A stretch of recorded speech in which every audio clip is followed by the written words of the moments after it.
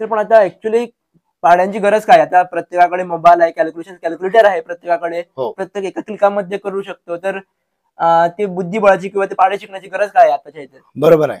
हे पाढे तुम्हाला कुठे लागतात?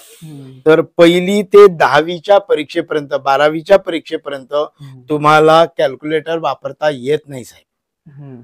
कळलं ना? तिथे तुम्हाला तुमच्या बुद्धीचाच वापर करून तुम्हाला अभ्यास करायचा आहे.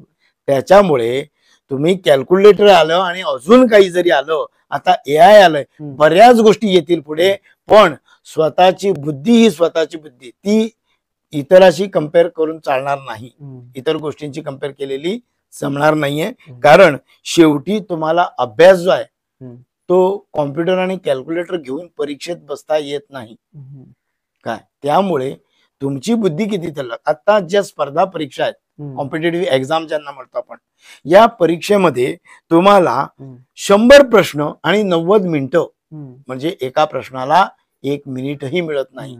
मग त्या वेळेला तुम्ही कॅल्क्युलेटर न वापरता हे कॅल्क्युलेशन कसं कराल?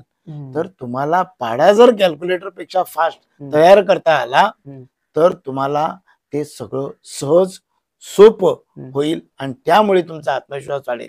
आमच्या एका सेशनमध्ये, एका तासाच्या एका सेशनमध्ये आपल्याला 11 ते 99 पर्यंतचा पाढा मूल करू शकतो. अशा पद्धतीची तंत्र आम्ही या कार्यशाळेत शिकवतो आहोत.